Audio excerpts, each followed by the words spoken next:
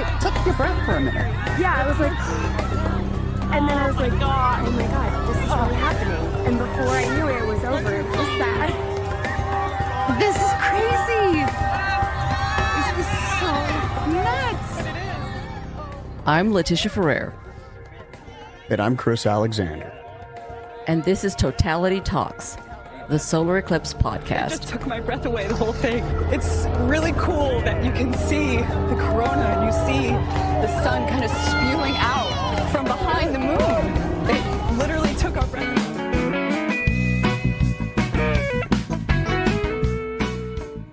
Welcome back to Totality Talks. In this episode, we talk to Sævar Helgi Bragason, Iceland's premier eclipse expert. He joins us from Reykjavik, and we jump right in.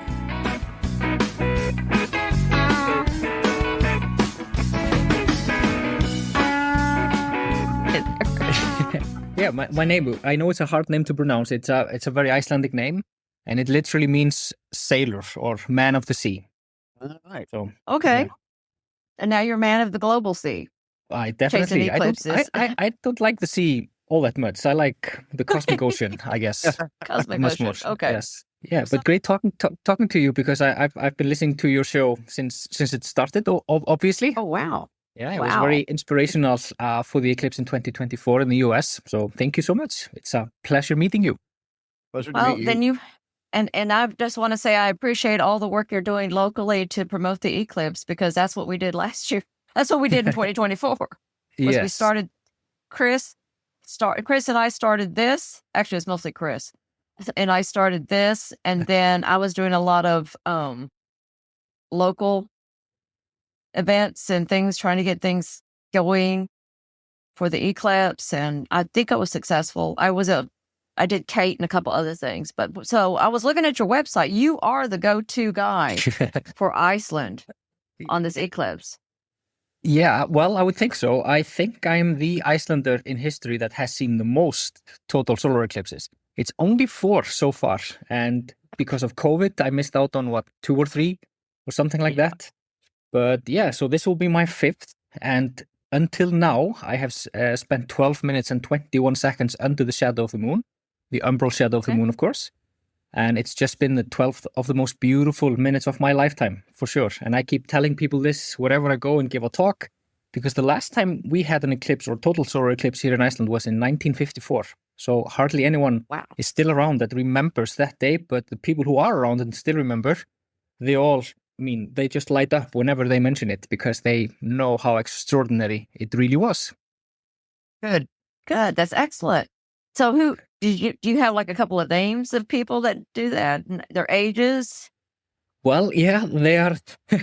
they are. So most of them were kids back in those days, maybe between 8 and 16 who remember it. And they went down to the southernmost point of Iceland called Dyrhólaey, which is a beautiful touristic spot nowadays. And they witnessed, under beautiful clear skies, totality around noon on that June 30th of 1954. And they all, like I said, kind of light up their faces whenever they describe how cold it got and how they could hear the birds go silent and then saw this awe-inspiring sight in the sky.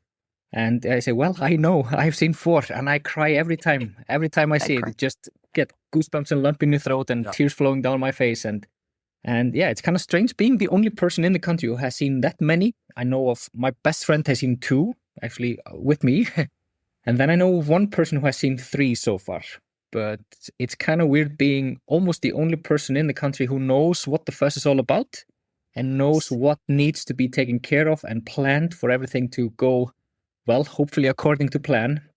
But it's taking its toll, to be perfectly honest. I have this almost like a stone in my stomach, and I'm really stressed out and nervous nowadays, especially with the weather. I mean, Iceland is known for being a fairly cloudy place, but still we have some beautiful skies in between. And I just dream of at least seeing the sun on that particular late afternoon. It would be wonderful. I could die a happy man. Yeah. Well, my mantra is clear skies. Yes. Yeah. Well, that's a good mantra. Yeah. I'm happy to allow the weight of the local total solar eclipse to be shifted from us in Texas over to you. Oh, You know. thank you. Much appreciated. It's like, is Sisyphus who was pushing the rock up the mountain there in Greek mythology? Yes. Yeah, it Yes. kind of feels like I'm doing that nowadays with the whole country pushed up. And to be perfectly honest, we wouldn't be doing all that much if it wasn't for my work for the past 2 years or so. I've been knocking on pretty much everyone's doors for the past 2 or 3 years to tell them of the necessity to prepare. If it's a municipality, the government itself, and just tour companies, travel companies, everyone that has vested interest in the event. I have been very annoying for the past year or two, and fortunately, it's working. Good. Yeah. How many visitors are you expecting? So we have the official number from the travel board is about 75 to 80,000 people. The westernmost part of the country is pretty much all sold out. And there are locals here who get dollar signs in their eyes when the eclipse is mentioned. And I always think it's so weird because people are sometimes thinking of just renting their homes and leaving the path of totality, which is the stupidest thing you can do. No amount of money, in my view, would suffice to actually, leave the path. And I was asked by a kid at the school one day. So he raised his hand and said, "Would you rather want like $1 billion or clear skies on that day?" And I said, "Well, if I can use the $1 billion to buy clear skies, then definitely the $1 billion. Otherwise, clear skies." Yeah. All the time. Yeah. Not a question. Yeah. Well, you could use the $1 billion to travel the world for every eclipse. That's after true. that. That's true. Yeah. I've already got it planned. And you could just take your umbrasap. That's right. Yeah. Anyway. Yeah. The Ampercept, yeah. So that's also kind of a little bit weird about this eclipse community. People are so giving in many ways, and they are so incredibly helpful in many ways. And it's just a kind of small community in many ways, but you get to know all these big names, I guess you could call them. And last year I met with John Beatty, who is he's an Ambrophile, and he prefers to witness the eclipse from above the clouds. And he was here actually 40 years ago in 1986, and he chased an eclipse between Iceland and Greenland for this beautiful beaded totality for only a second or two or so on a plane. And he's returning now in 2026 and organizing another flight into the path and extend the duration of totality up to 2 minutes and 40 seconds. And I was offered a couple of seats, but I want to enjoy the event with my family, so I'm staying on ground and selling the seats to some other lucky people for now. Well, I have to say that eclipses from the air, especially when the flights right. I've flown with John before for the 2015. Yeah. The 2015 was going over the Faroe Islands, Svalbard. the Faroes, yes, the Faroes. Yeah. And I was with him on that trip, which success.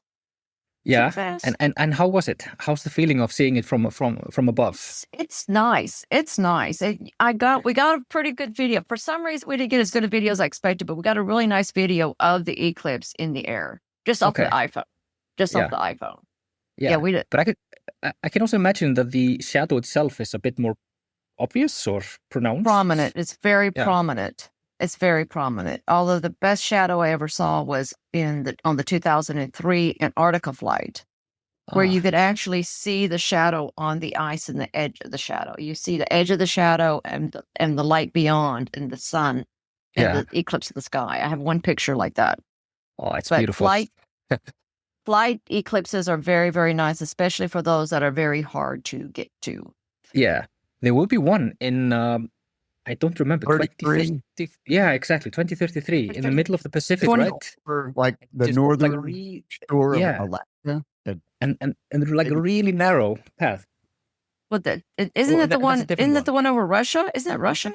It's Russia. Yeah, I think I can picture the globe by Michael's globe, and there's this teeny tiny, very narrow path of totality in the Pacific. I don't remember exactly when it was. I want to say 2033 is what I'm remembering. There's one. Yeah, I did a whole spreadsheet using AI, which I will publish to everybody. All the ones that are hard to get. Oh, he's got the globe there. He's got the big globe. He's got the big globe. Yeah, that's the globe I'm referring to. My favorite globe. Oh, it's the best. It's funny when we interview people and they've got one of these in the back of it. They usually back of the back Of course, yeah. I So- bring with me all my educational events to just Yeah. explain how Oh, tiny the shadow of the did. moon is. Yeah, Well, March and- 30, March 30. 2033. It's only 2 minutes and 30 seconds, but it's Russia, and Alaska. Yeah, but in the Southern Pacific, isn't there another one? Like or is it in the Indian Ocean? I don't there's remember. another one that's like nowhere. It's middle of the Pacific. Yeah, 2035. Oh, it's No. an annular. Let's see. Oh, it's an annular. Okay. Oh, it's a Well- hybrid annular. No, it's a hybrid annular. Oh, it is The- in The 2030. totalities. Yeah. Okay. Yeah. Is that 2030? Right. It's across Africa. It starts in Africa, all the way across the Indian Ocean, and ends in Australia. No, Says that's not that Google. one. Okay, No, No, that's not that one. There's 2030. one that's only. It's a hybrid. It is only in. Okay, now I have to go look. You guys It's got like to keep going talking while I forward. go look it up. Yeah. But anyway, yes, there's one that's like in the middle. But that's part of the fun of chasing is to go look at all these eclipses and the path and That- where can I go and how can I get there and everything else. And you kind of get yourself all excited for something you're even just thinking about doing. Yes. Yeah. So maybe we should convince John of organizing a flight to Yeah. that one as well. Yeah. That one's going to be a flat. That one needs to be a flight or cruise. I may do a cruise for that one. Yeah. Because I think we can I think you can get to it from like Tahiti. So okay. 2005, I did one that was, I was on a boat from the Galapagos and there was another ship from Tahiti. And we got within a few miles of each other. We didn't see each other, but we saw a 30-second eclipse. And I think the Okay. one you're talking about is a whole minute. Yes. Yeah. That's right. Twice as long. Yeah. Although we did Worth it, talk to, definitely. just to call back to a previous, we did talk to the Basilian Elements guys, and they like getting on the edge. So Yep. they were actually trying to see if they could just get on the edge and see that beaded annularity or that beaded totality. And I was looking Yes. at it, it's like beaded for like 1 second. Yeah. Luca and Alessandro are crazy. Yes, You they shouldn't are. follow- you shouldn't follow them. Go deeper within the shadow. I may do it one year. Just, I mean, Yeah, I've seen sounds good. 20. This will be my 22nd. So I should go Wow. ahead and use one for the edge I think just to so. get the full Yeah. experience. It should, Yeah. should be worth it. I mean, you kind of have a bigger bucket list once you've seen a few. You know, Yeah. I have to see one very short, one hybrid, And one Beaded. above the clouds. Beaded. Yeah, beaded. That would be beautiful. Absolutely. Try to get to where the hybrid turns, where the annular turns to total Oh, during yeah. the hybrid. That's fun. That we were talking to somebody about that. It's becoming more and more niche, this hobby. Yeah, yeah. Yes. It's like a new goal that we're going to try to unlock. But Yeah. the thing is, you put students on there, you stack them along the line, let them go, have experiments every 200 yards on the edge. Yeah. Then you go center. Especially young students who have their whole lives ahead of them and they can Exactly. see more after that. Yeah. Yes. Yes. Especially youngs. Well, we did get a couple of new crops in with the 2017 crops. Like we're growing crops. We did get, we have a lot more chasers now since 2017, at least through the United States, because that pulled in Yeah. a lot of people. And then 2024 was another one. And Chris and I went to a couple of the AAS events Mhm. for the solar eclipse. And there were just some really interesting young people that were very excited about, Yeah. this is not going to be my last. Yes. I'm actually inviting one of them here to Oh. Iceland, and he's arriving on Friday. His name is Dan Snyderman, and he was instrumental in organizing everything in Rochester in upstate New York. And Awesome. unfortunately, he was clouded out. And so, yeah, why not come to Iceland to hopefully see another one? Well, let's see.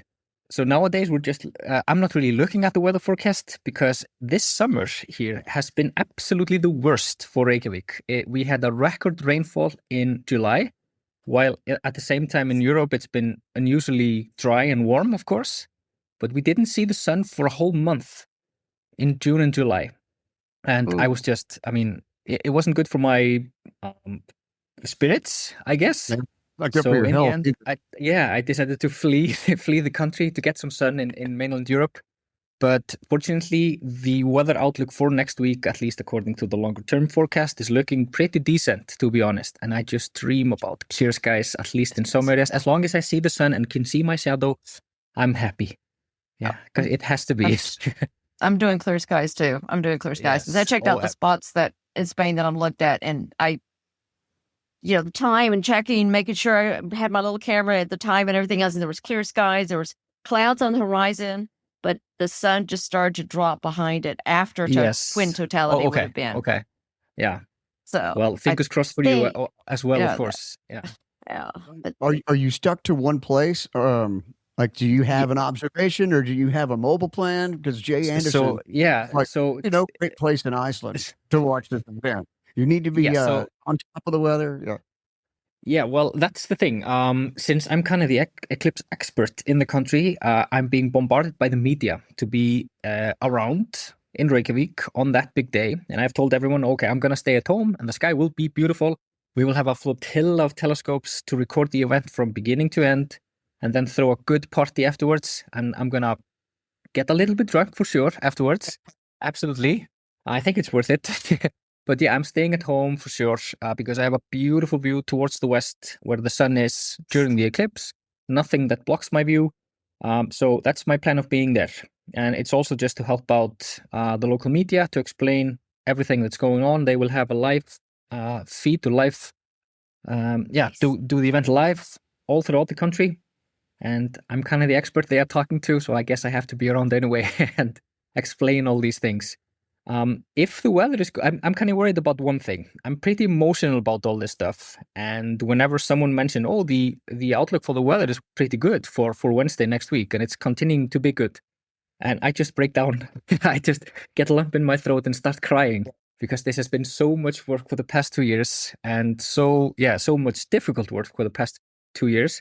And I so desperately want to see it that I kind of just break down. So I'm probably going to be crying quite a lot on the big day on TV, but that's fine. I mean, I think if you want to communicate something so beautiful, just show your emotions. Just give yourself self in, and people get interested at the same time because of that. Put your heart out. Yeah. No, so I'm going to be at home. Yeah, it's a roller coaster of emotions, though. It is, and especially with the weather thing, and then you have to get to that.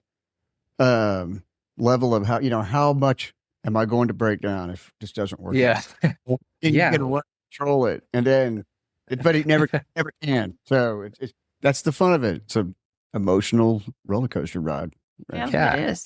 Absolutely. Because I mean, I live in a place where we have a pretty astounding nature. To be perfectly honest, you do. We can witness a volcanic eruption taking place under a glacier, and it's absolutely spectacular.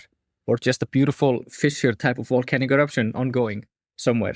And then, of course, the beautiful northern lights dancing in the sky above us. And there are so many beautiful things to see around here, but nothing gets to me as a total solar eclipse, of course. I've only once or twice had the experience of getting a lump in my throat by the northern lights. And it happened in 2003 and also again in 2024. And then you just look up and you're just awe-inspired by what you're witnessing because the whole sky in October of 2024 was completely red. Just like half the sky, corona, like a aurora corona in the sky for 2 hours constantly changing. And it was just absolutely beautiful. And then you could kind of just get, this is a little bit too much. And before that, when was it again? So it was in October, November of 2003. 2003 and then 2024 also. Yes. Okay. Yeah. Because in 2003, there was this big, beautiful Halloween storms. It's kind of famous because many people saw it back then in very southerly latitudes. Yeah. And then, of course, in May 2024, and then again in October 2024. And, well, nowadays the sun is pretty active. I've been looking at it through my solar telescopes and beautiful prominences every day. And I just hope we'll have one coronal mass ejection maybe escaping the sun. Oh. But who knows? We'll see. Who knows? We'll see. It's pretty active right now. We've been talking about the whole, solar max is over. Well, is it? Yeah. Well, maybe not. It's still very active. Still very active. It's still very active. Because we were supposed to hit solar max. They thought we'd hit it in July of 25. But we're still seeing so much activity. Maybe Yeah, absolutely. Maybe. I mean, and for places like us, I mean, the sun has these phenomena called coronal holes, and they are actually more common and more stable shortly after solar maximum. So you have the combined effect of pretty regular CMEs and also the coronal holes, meaning recurring aurora. So this is kind of the best time for seeing the aurora for us under the auroral oval. Wow. Yeah. I So, wonder if you're and- gonna wait. Yeah. Go ahead. Go ahead. No, I saw on your website that you have a couple of NASA scientists trying to see if they can get the aurora during the totality. Is that going to be from the Yes. plane, or are they going to try to get it from the land? So they're trying to get it from the ground, and they'll be pointing their cameras to the northern part of the sky and the eastern part of the sky, where you might pick up some aurora. It's very, very unlikely, of course, because the sky doesn't really get all that dark, and you would need to have a aurora substorm taking place at the same time. This substorm is when they become really bright for a brief moment, like 5, 10, 15 minutes or so. It actually happened last year. If the eclipse had taken place in the afternoon last year, we would have seen aurora at the same time because we saw it in the data, in the magnetic data. The sky was just, it was lit up by aurora in the afternoon then. However, it's already sufficiently dark to see the aurora nowadays, and we have all sky cameras in the country, and we picked up some last night. So it's already sufficiently dark. So people who are coming here, the few of you eclipse chasers who are coming to Iceland, you have 25,000. Well, yeah, a lot of them definitely, but they have a pretty good chance of actually seeing aurora in the evening of the eclipse. So Okay. who knows? And meteor It's sufficiently shower. dark. And the meteor shower, yeah, And a the meteor proceeds. shower. I know. Yeah, It's a lot of stuff coming together. yeah, it will be great, absolutely great. I don't know. It's going to be. I'm organized a small family tour, and one of the things that I'm looking at. Okay, are we going to stay up to see the meteor shower after we've had the solar eclipse? Are we just going to eat and drink and go back to bed?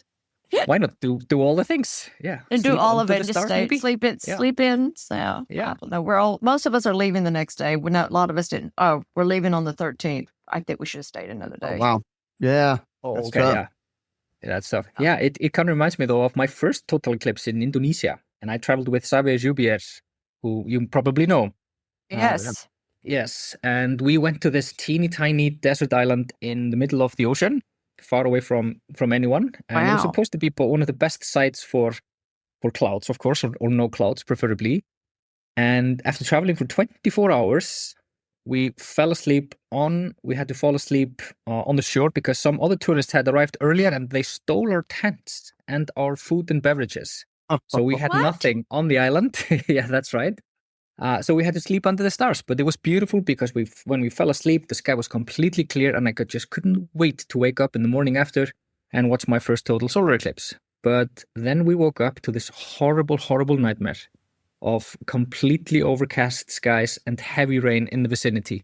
I said, oh no, after traveling for 24 hours, we're going to miss out on this. But as you know, everything changes during totality or shortly before totality even. So the sky opened up briefly enough. We had enough gaps to see and witness everything through the gaps, and it was just absolutely stunning. And then I learned the lesson that's been very important to me for the past 2 years in educating my local people. We don't need perfect weather. It's fine if we have some clouds in the sky. And actually, I kind of prefer a little bit of clouds because I think it's a bit more dramatic and a bit more interesting when you have some clouds in the sky. It gets a little bit more exciting at the same time. So this cloud better not be directly in front of the sun when it happens. So yeah, I know, a little bit more exciting. Our 2016 had the same. We were in Palu, and Yeah. they said the weather was going to be kind of steamy and cloudy up closer to shore, so you should go inland. Well, inland had the rain, and the people that stayed at the hotel had clear skies. But we still got to see it through the clouds and everything else. It actually made it a really nice little dramatic video of that. Yeah. And we got Well, to it's beautiful. see most of it. Yeah, it's beautiful no matter what. And yeah. So I think the more we talk about clouds, the better we help in pushing them away. But Antarctica, when it was completely socked in, we had an opportunity before it looked like we were going to be okay, and then 10 minutes later, or 10 minutes before totality, boom, the sea fog kicked in. But it got darker than it had been on the whole trip. And It was disappointing. It was still, we were still in the umbra, and you knew it. Yes. You knew something was wrong. You need arg. Yeah, but that's also it got Yeah. hand in front of your face. You couldn't see it dark. yeah. That's also kind of interesting. That's also the thing I've been kind of vocal about, because people are always asking me, "Oh, what if it's cloudy? Do we miss everything then?" And I say, "Well, no. You'll still experience it. Definitely, you'll feel it and you'll hear it and you'll definitely witness it, because everything will be pitch black all around you. So you'll experience the shortest, most unique, probably most memorable nighttime of your life. So Yeah. it'll be amazing no matter what." And it's been kind of key to get people excited here no matter what, because they know how the weather is here anyway. So yeah. They said you talked to government officials. You made everybody make sure they're going to turn off the automatic lights. Yeah, that we were trying to do that, and I know that they are doing it in the Reykjanes Peninsula, where they have some municipalities, because everyone is in on it. And here in Reykjavik, I'm trying my absolute best. Otherwise, I just have to cut the cable myself to make sure it won't happen. Yeah, and face some prison time. Who cares? It'll be worth it. They just don't want to miss the next eclipse, and it's coming up soon, so you don't want to do that. That's true. Yeah, well, they'll probably just get me a fine or something like that. That's okay. Yeah, just unplug it. Don't cut the wires. Just unplug it. Yeah. No, but in all seriousness, we are trying our best to make sure streetlights won't light up. And I've already had meetings with the people who run the streetlights, have the switch, basically, of making sure they don't switch on automatically. So let's hope for the best. That's it. So for those of you future organizers out there listening to this podcast, that's one of the things you want to do, is make sure that automatic lights don't come on. Yeah. Well, it didn't happen in Dallas in 2024? I wasn't in Dallas, but but the automatic lights came on. Yeah. Most of the time. I think I heard some booing or something like that when it happened. Yeah, there's like, filter. Yeah, they need to take it seriously for sure. And fortunately, the country is small, so everyone knows everyone. And I mean, I'm having meetings with government officials and safety officials and everyone who run things here. So it's easy to get access to them. Not only run things, but the guy that actually can pull the switch. Yeah, that's right. I have to look him up now. Where do you live? Yeah. It's good. Yes. Well, that's going to be a really long day. Yeah. With at what time does it go over Iceland? Day? Yeah, so it starts in the afternoon. It starts when the sun is about 25 degrees in the sky, and it's around 4:45 in the afternoon when partial eclipse starts. And then, of course, totality an hour later. Here in Reykjavik, it's at 5:48. And then, of course, an hour later, the show is over. And then I have to wait 170 years to see it again from where I live. I doubt it. Oh, where you live? Yeah, exactly. Yeah, well, where you live? Exactly. So, sorry, I meant 219 years to see it from the place where I live. But next opportunity for Icelanders, I may move in between. So I may move into the future path of totality to make sure I'm there in 2196. I'm getting close to the retirement age. I'm just going, I wonder if I could just go buy a house in the path. Yes. Every time. Oh yeah, that would be great. No, and then also, sell it. You buy it before, sell it after. Yeah, and exactly. And that's one of the things, one of the key messages for us now, because it's passing over the most populated part of the country. And I know the government officials are worried about traffic and huge traffic jams, and for a good reason. So people are being encouraged to be at home. And I say, well, yeah, that's a good way to encourage them of just staying at home as long as they live within the path of totality. And as long as the weather is good, because if the weather isn't good in some location, I absolutely cannot. I don't have the heart in me to encourage people to stay at home if the weather isn't good. People should definitely start driving and go somewhere else. In 2017, we had to stay in Denver in Colorado and drive into Wyoming into the path, which normally takes you about 4 or 5 hours or so from Denver.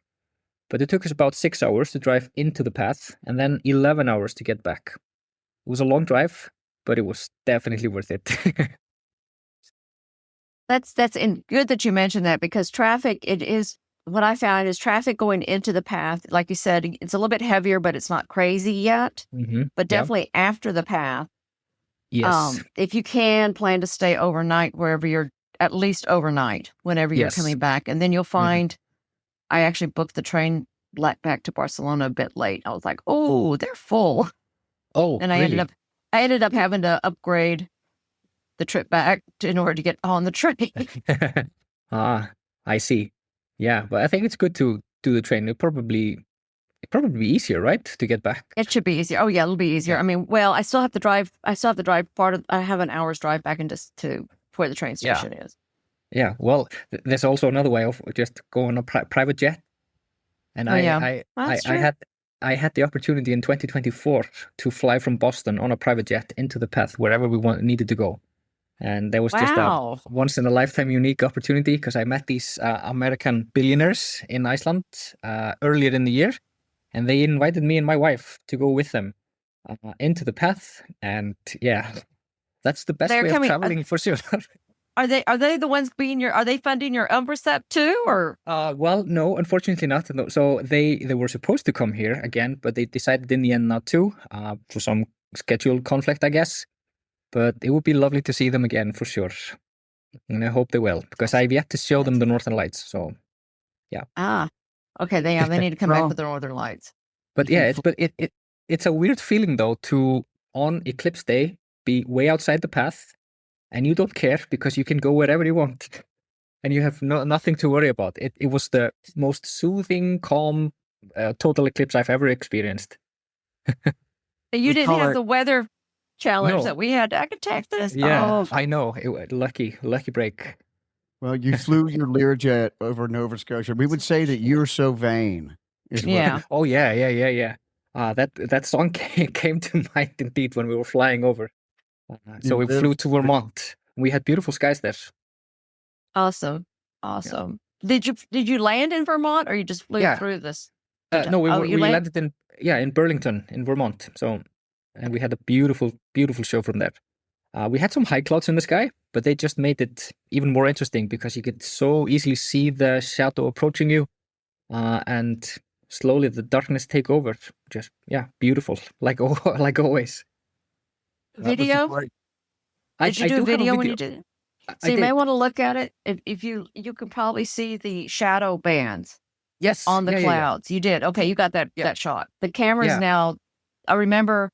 I think it was the 2012 eclipse is when that started. The cameras had gotten high speed enough that when you took a video of a solar eclipse with light clouds. Now you see the shadow bands coming across. Yeah. It's really interesting. Oh, it's it's just stunning. It's so hard to describe to people who have never experienced it. But I remember saying to the people on the plane when we flew to Vermont, they had never seen a total solar eclipse, and they said, "What's so remarkable about this?" And I said, "Well, it doesn't really matter what I tell you. You just have to experience it, and it'll be remarkable, life-changing, like your team winning the Super Bowl or whatever, something like that, or baseballs or whatever it's called." And then afterwards, they said, "Well, you were wrong.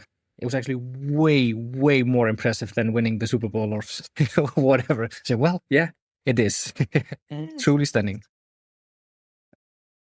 It is hard to describe, though. Yeah, God scored a touchdown. That was my first thought. Yeah. My first total. It was like, what? What's going on? Yeah. We are your face is just. Yeah, we are nothing. We're insignificant. That big star in the sky could go at any time, and it changes everything. And then at the same time, there are the planets all lined up. We are part of everything.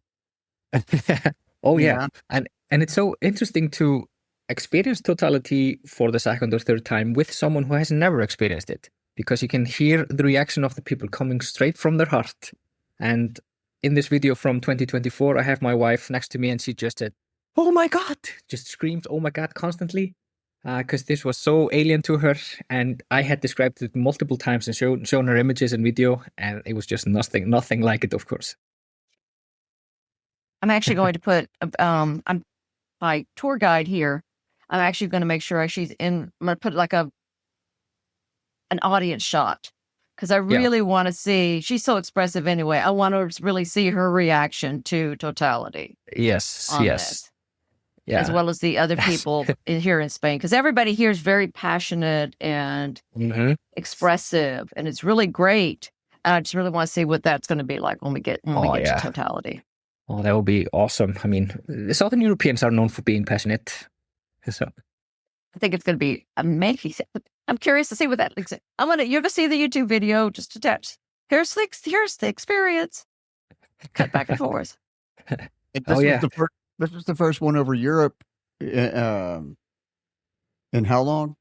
So mainland Europe since 99. But I keep seeing online that it's the first one in Europe since 1999. That's of course not true, because last time I checked, the Faroe Islands were considered part of Europe. So Europe, okay. we'll say since 2015. Yeah. And there was one, I guess it's mainland Europe, because 2006 missed mainland Europe. They got it was Turkey and it was Turkey. Okay. Was it the Asian side of Turkey or the European side? I think it was the European side of Turkey. Yeah. So maybe not. I don't know. Maybe even the 2006, could fit the bill there. But at least since 2015, that's for sure.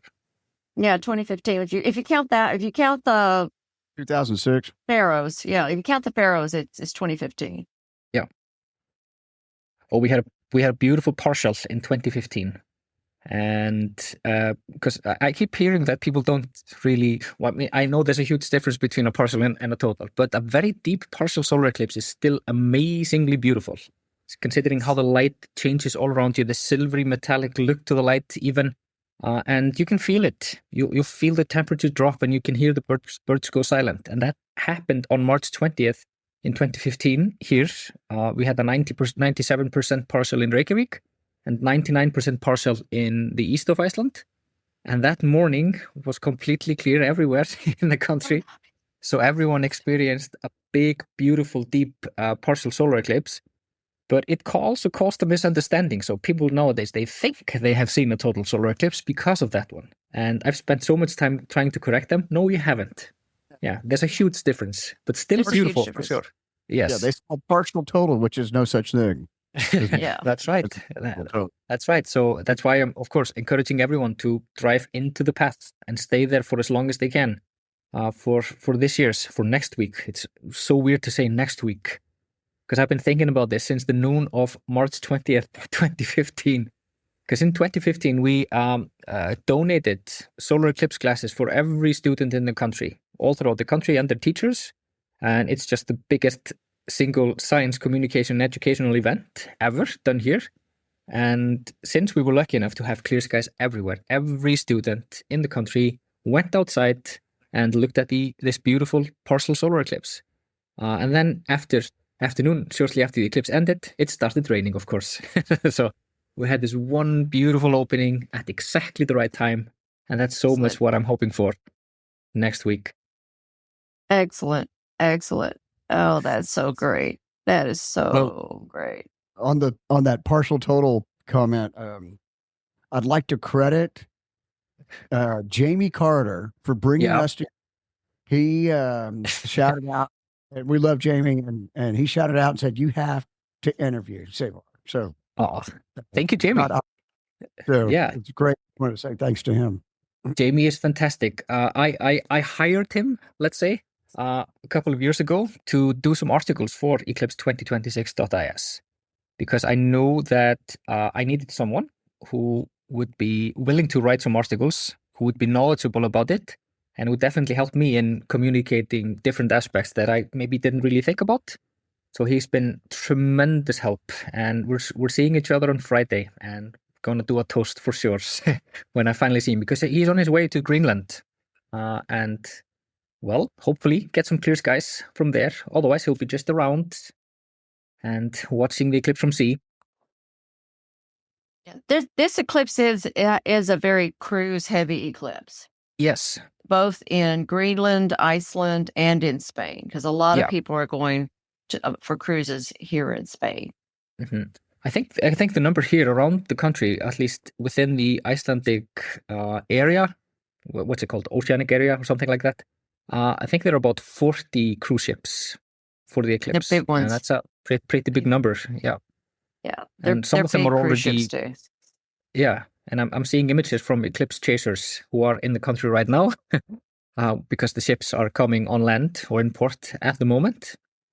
And hopefully they'll just enjoy the scenery. The eclipse chasers are coming. If The they're not eclipse already. chasers are coming. Yeah. And that's kind of funny. If you fly in to the country right now, the airport, the international airport is all in on this. So this big wall welcomes you into the path of totality because the airport is within the path of totality, and people can witness it from the airport if they are flying out in the afternoon. And they had some arguments about maybe delaying some of the planes, but if they delayed some of the planes leaving in the afternoon, mostly for North America, then the staff at the airport would need to be inside. So this was quite the conundrum in the end, but I think they solved it. Yeah, but they have Not even the some viewing. airport. Yeah, even at the airport. So, and they have some viewing points. Yeah, Yeah, that's great. that's great. Yeah, and then when you go down into duty free, the first thing you see is Eclipse chocolate and my Eclipse glasses. They welcome you there. So you can buy a memorabilia right now from there, as long as stock lasts. Do you have a pair nearby you can show us? Yeah, do you show us your eclipse glasses? So I can Your run branded and get Icelandic? them. Yeah, go grab Yeah, it. if you stay for 1 minute, just a second. Go grab my. All right. All right, let's see All these right. glasses So I here. brought some pairs. This All is right. it. Nice. This was branded by a local advertising company that I've been working with, and it has this Icelandic word called almyrkvi, which means total solar eclipse.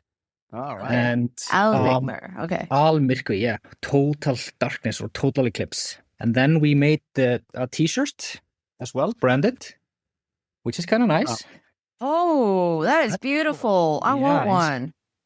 I can send you one for sure. I'd love one too. then- That's unique. Oh, I'll send you one Pretty too. cool. Absolutely. Oh, And then on the Yeah. back, Oh my God, that's beautiful. yeah, and then this prose poem that describes a total solar eclipse from a poem called Völuspá, which is part of Nordic mythology. So it's basically describing the end of the world. That of course ends with a total solar eclipse. yeah, but that's not So until that's on the 27. back. It's not Yeah. that doesn't happen until 27 over Oh, Luxor. that's right. That's right. So we're safe Yeah. for now. You're safe for now. Yeah. It's not until 27. Then when Rob comes back. The end of the world only happens once. So, That's maybe true. we'll keep postponing it. I think we're safe for the next 5-6 billion years or so. But I think So so. almost. I think so too. maybe we're- slightly less. We humans might not be here, but the Earth will be. Yeah, fine. that's true.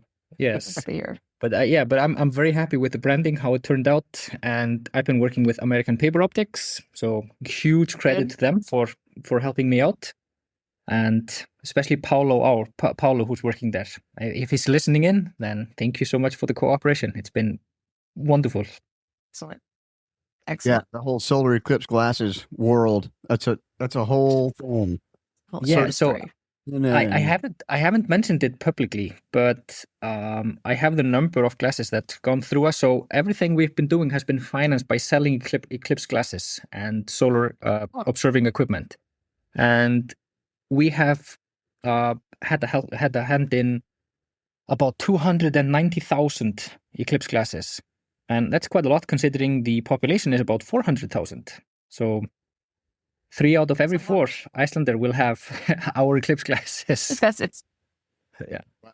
that's That- it. Well, and for the ones that don't, hopefully they'll share. Oh yeah, absolutely. Yeah, we're getting the last batch probably today or tomorrow, and it's selling like, do you call it hotcakes or something like that? It's hotcakes, yeah. It's selling really fast nowadays, and that's part of the reason I'm super nervous. Just to make sure everyone gets their glasses, and we're probably going to be sold out, but that's fine. That's Better than fine. having huge stock afterwards. Well, I 'Cause I don't know actually what- still We have a I huge. still- stock. You do? They're Yeah. They're taking to Spain. Leticia Oh, already has a bunch there. I'm bringing a bunch from 24. I'm bringing a bunch too. I've got about 1,000, maybe almost 1,500 that I brought with me that I'm handing out right now. I work at a company. I'm dropping 200 of them off until they're ready. Come get them for the office. Yeah, you always bring a batch with you wherever you go, right? So, Right. And then I'm to gonna everyone. the town that I'm gonna see it at. I haven't really picked out which one it is, but whichever town it is, they're all gonna get eclipse glasses. Yeah. So I expect to have that suitcase is going to be empty when I Yeah, good. Excellent. Yeah, because it's very popular nowadays, and the frenzy is kind of just getting started. I don't know if you know an Icelandic food called skyr, which is almost like a labne in many ways. It's like almost like a yogurt, but it's full of protein, really healthy. And we have an eclipse themed skyr, so people can buy that locally now. We also did this beer special microbrewery type of beer, which is delicious. And then I don't know if you remember what Churchill said about champagne. Well, he said a lot of things about champagne, but one thing he did say was, "In victory, I deserve it. In defeat, I need it." So we customized or branded a bottle of champagne to be opened after the eclipse, either to drown our sorrows or celebrate. That's it. That's it. Yeah, we're doing. I'm in Spain, so we're doing cava. Oh, okay. Of course. Yeah, and you have branded cava as well. Yeah. I don't have any branded cava. I'm not good at the marketing stuff, so I'm staying out of that. We're just. Otherwise, we would have a bunch of products we were trying to push here, but we don't. Yeah. Well, you learn quite a lot from visiting other places, especially the US, who are masters of branding everything and making the most out of everything. The only thing is, the US, the only eclipse one I've ever had from the US was just awful. So, yeah. Well, the next one you have is in a few years. Well, in 2045, right? 45, 2045. Yeah. August 12th, 2045, right? It's not quite August 12th. It's some other date. August 12th. Here we go. What does the globe say? The globe says August the 12th. Yes. Is it really? Yeah. 40. Correct. 2045. Yeah. 6 minutes and seconds. Yeah. In It's Florida, another right? August 12th, so 2045. Wow. Yeah. So that'll be my fourth Saros of 18 years. the 136. So that's a Soros. That's a Soros from the same one as this one. Is that correct? No. That's That will 40 be on. Yeah, the next one will be in 2044, right? Yeah, 2020. 18 No, years. 2027 Oh, is no, the next 45, Saros. sorry. Yeah. Yeah, but the next one in this Saros will be in 2044 on 44. August 23rd, 2024, over Alaska, right? Parts of Greenland. Let's see. Yes. 2014. Got it. Yeah. Over Greenland. Let's see. Yes. Okay. Here we go. Oh, Yeah. wow. That's a big. Yeah. That's August the 23rd. Over the northern tip of North America, over Canada, British Columbia, Yukon, and then goes back and it I think it starts on the west coast of Greenland. Yeah. That's what we're looking at there. Lucky them. Getting another. Well, there are a few more towns at least on that side of Greenland than this year's. So This year. Yeah. Oh, it's an Arctic one, isn't it? Yeah, it's real Arctic. and maybe Greenland will be owned by the US by then. Who knows? Yeah. Own. We'll see. Yeah. You'll be our neighbors. Maybe. This is great. I'm starting to feel like I'm missing out on the Iceland thing. This is fantastic. It'll be beautiful no matter what. And there are so many unique, beautiful places to witness it from. One thing, of course, is the Blue Lagoon. There will be a huge festival in the Blue Lagoon, which is a geothermal pool, very popular for the tourists. And we provided them with plastic eclipse glasses, so won't dissolve in the lagoon itself. But yeah, you can just stay in the warmth of the geothermal pool, looking up and enjoy the show. So there are many unique sites to witness it from. So well, we hope you. Activism right there, being in the therapy pool, Yes. witnessing the totality. Yeah. Good for your body and your souls. Yes. Yeah. Well, I'm hoping clear skies for everybody on this one. Yes. It- Fingers it would crossed be indeed. Fantastic. Yeah. Clear skies for everybody because it's the start of a run of 3 eclipses. I mean, they're coming about every 11 months Yes. for the next 2027, 2028. I think we skip 29 and then we go back to a 2030. Yeah. Have you decided where to go for next year's and the year after? I'm in Luxor. So, okay, yeah. Same here. And And in Australia, she's doing Outback. I'm torn right now. Yeah. Sydney, and then you venture west. But Yes. so do you have plans for 28 and Me? 27? 27 and Well, 20. yeah. So in 27, I'm going. I'll definitely be going to the southern part of Spain. I've been offered a villa there, a beautiful villa there to enjoy the show from there, and I'm absolutely going for it. It's a villa that fits my whole extended family, so they are all invited to come and join. And I'm very afraid of large crowds in Luxor and also the heat. So I think I'm going to stay close to the Mediterranean for that one. 2028, definitely Australia. Although it would be interesting to be in New Zealand as well, lower in the sky and a little bit more dramatic maybe in some cases. But yeah, probably Sydney, because I'm taking my family with me. We're going to travel around Australia after that eclipse or before. After that eclipse. Okay, or before. I'm planning on doing the tour before. Yeah.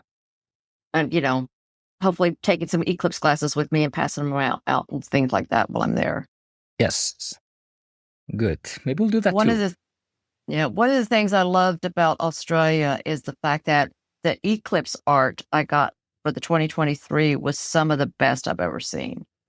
Some of the gift meats that they have, it's still my favorite tea. What was it we got? The thermos. That thermos was just fantastic. It was fantastically decorated in the Aboriginal style. And I just love that thing. So the art that I got picked up in Australia was great. So I'm looking forward. I probably do need a caravan to collect all the art that I want to pick up. Yeah. Sounds great. So in the Australian outback, I mean, yeah, you're not afraid of any insects or stuff like that? It'll be a way to go. Yeah. Well, that's true. Yeah, hopefully it should be safe enough. I'm not going to go that far off the trail. No. Yeah, Okay. I'm going to stick. My plan is to stick to campgrounds and Yeah. motels when I can say it. Janine Francis did a very similar tour. In fact, I followed her on Facebook in 2023, and I was like, that's what inspired me to go ahead and do that. Is just watching her and all the people she met and how much fun she had. I just decided I'm going to do it in 2028. Yeah, there were lots sounds of great. There were lots of caravan people in 23. Australia, they just started in Perth and cruised up the West Coast and Yes. took their time, stopped off at observatory and all had an incredible time. So Yeah, that's also kind of a very important aspect of eclipse chasing. Going to places you would otherwise never ever go to, meet all these locals, try the food, the drinks, the culture, of course, and then for me personally nowadays, seeing the eclipse itself is just the icing on the cake. So always hope for the best, of course, but you never know. So yeah, just enjoy being wherever you are.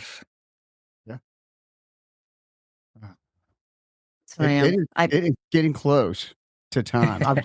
I've got the eclipse jitters, and and it's been so long. I mean, we had 28 months.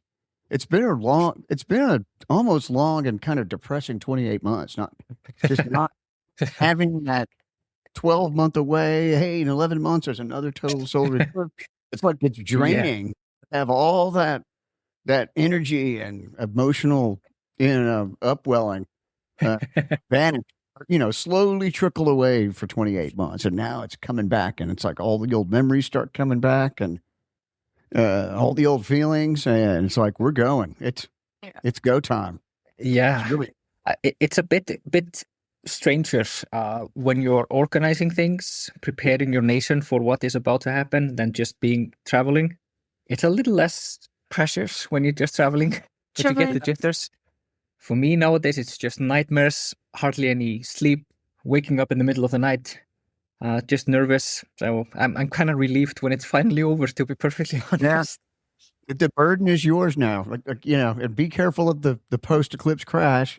You're going to have to balance, the working aspect and the enjoyment aspect. I can't imagine, what you have to go through. I'm going on summer holiday after the eclipse. Good. Good. Yes. Well, I do deserved wanna- rest. Go ahead, finish your statement. Sorry. Oh, yeah, just a well-deserved rest. And what's the lunar eclipse, of course, on the 28th of August. It's true. From the Canary Islands. So that will be something. Oh, that's where you're going for your That's holiday. where I'm going That's for. nice. Yeah. So we were just trying to find some place where I didn't have to think at all. I would like to be carried from the plane into the hotel, preferably, and just handed a drink and something good to eat, and then just sit down and relax and do nothing. Yeah. Well, I, for one, want to commend you for all the work you're doing and getting the word out. I did it. Thank you. Chris and I did it from 2024. It's a lot of work. It is well worth it, Mm-hmm. but you will deserve your rest afterwards. Yes, thank you so much. Much appreciated. I look very much forward to it, although I'm super nervous about it at the same time. And I just wish you clear skies wherever you are, of course, in all of your eclipse chasing. Yeah. Thank you. Yeah, thank you. Clear skies to you. Iceland Thank you. sounds like a fantastic place to be for this event. It is. It will be. It'll be best day of the summer. Completely clear skies, 25 degrees centigrade, no wind. So that's what I'm aiming for.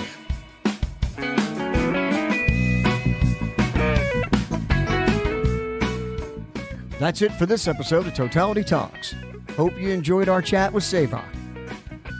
In the next episode, we have the Bacillian Elements team, and that's going to be a wrap as we head into Totality. As always, clear skies.